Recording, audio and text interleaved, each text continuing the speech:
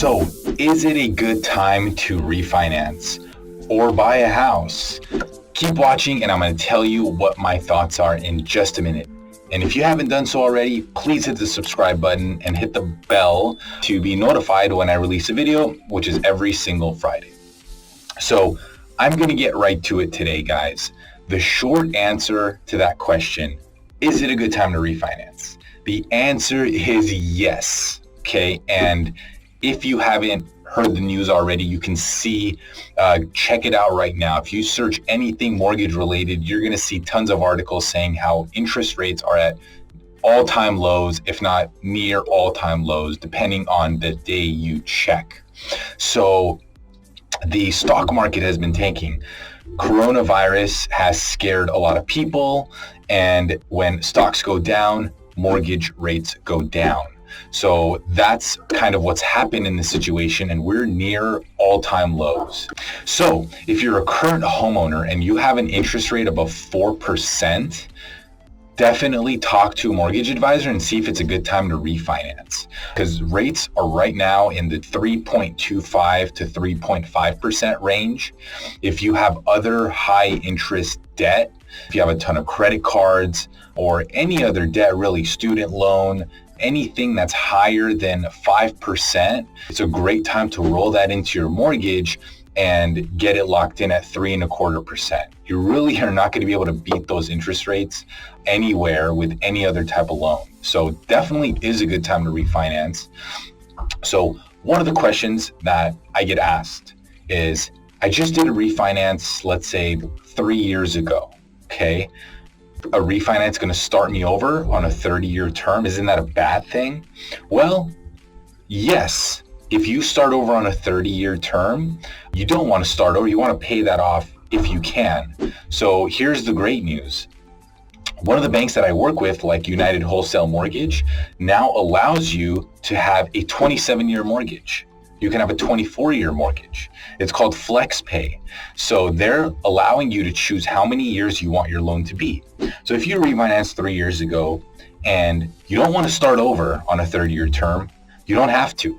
You can choose to get a 27-year loan and stay on track to pay that thing off on time, if that's your goal. Okay, so real quick, I just want to show you guys some articles that I've been reading, coming across, and share with you what's going on. So the first article is an NPR article talking about how mortgage rates are near all-time lows. Okay, and one of the things that caught me in this article is Lori Goldman, who is the co-director of the Housing Finance Policy Center at the Urban Institute. She's saying something that I've been saying since I was about 21 years old, and it's right here. Homeownership is the single best way to build wealth.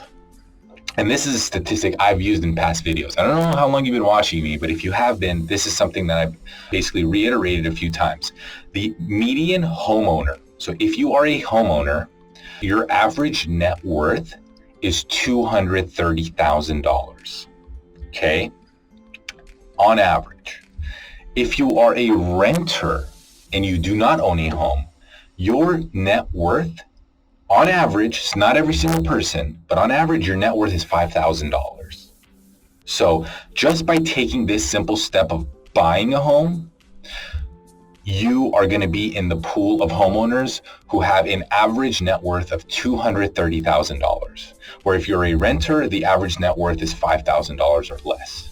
So that right there is the most telling statistic that you can come across that shows how much home ownership can help build wealth, okay? Because if you look back through history, home prices have never over a long period of time gone down. Okay, so is it a good time to buy a house? Okay, that's the other topic I want to cover. Is it a good time to buy a house? Are we in a bubble? Okay, house prices have been going up for 10 years in a row now. Okay, since the crash, since we've recovered, it's been going up every single year. So one of the things people ask me is it a good time to buy? Prices are so high. So my answer to that is, if you are in a position to buy right now, yes, it is a good time to buy. Now, you're probably going to say, Roger, you do mortgages. Roger, you're a real estate agent. Of course you're going to say it's a good time to buy, okay? But here's what you need to understand. Real estate investing, just like stocks, I look at stocks the same way as I look at real estate. These are long-term investments, okay? You're not looking to make a quick buck, okay? You're not shorting stocks. You are not investing in a startup that could blow up and become an Uber or whatever. Okay, these are long-term investments. So all you have to do is go back and look at home values, pick any point in history, any single year. Pick that year and go forward 10, 15, or 20 years. You will not find a scenario where home prices went down. It just doesn't happen. Same with the stock market. Okay. Sometimes people try to time buying a house. They try to time the stock market. Oh, I'll buy when things are low. Okay. You could do that. You can try to time the market, but most people who try to time markets fail. Okay. So if you buy a property and you hold it for a long period of time, you're going to make money. Again, same thing with stocks. Okay. Look at the S&P 500 is a stock that has all of the 500 biggest companies in one stock. And if you look at the S&P 500, again, pick any time in history, 2000, 1988, 1975. If you look at the price of the S&P 500, pick a date and then move forward 10 years or 15 years, you're going to see exponential growth. It's just that simple. Home prices are just going to continue to go up. Okay, so if you think, oh, I'm going to time the market, well, what if it goes up for 5 more years? Okay, now the homes that you were looking at that were 500,000 are going to be 700,000. Okay, and especially with interest rates being so low, it's easier to buy a house because your payments are going to be lower, right? So if interest rates are at an all-time high, that means your mortgage payment is going to be lower. So again, why rent and throw that money away when you can buy at a low interest rate and have a payment that's similar? Well, it might be a little bit higher, but some of the other benefits of owning a home are your tax. You get tax deductions. Mortgage interest is tax deductible. Property taxes are tax deductible. Okay, all these things are tax deductible on your mortgage, which help, especially if you're a W-2 employee.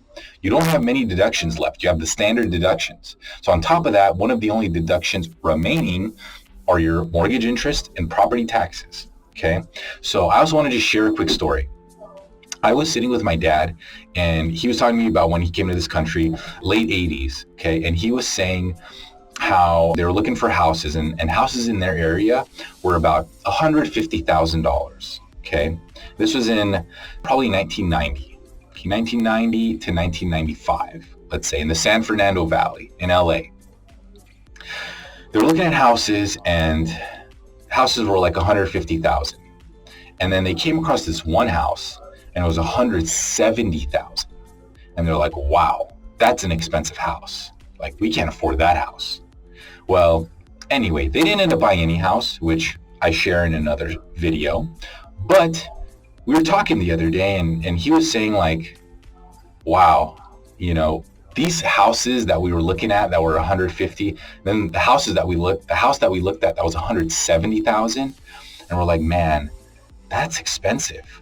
Now that house, so 1990, 30 years ago, now that house is about $700,000. We looked up the value. I don't remember the exact address, but it was about $700,000. So it like 3 or 4x in value over 30 years. Okay, so if that's something, hopefully the reason I'm sharing that story is because you might be looking at house prices and thinking they're high, but even if you overpay by 5,000 or 10,000, even back then by 20,000, if you hold your property for 10, 20, 30 years, you're not going to regret it. Okay, so hope you guys enjoyed this video. If you guys haven't done so already, please hit the like button, hit the subscribe button. I'm releasing videos every single Friday. And if you haven't done so already, check this video out right here and I'll see you guys next week.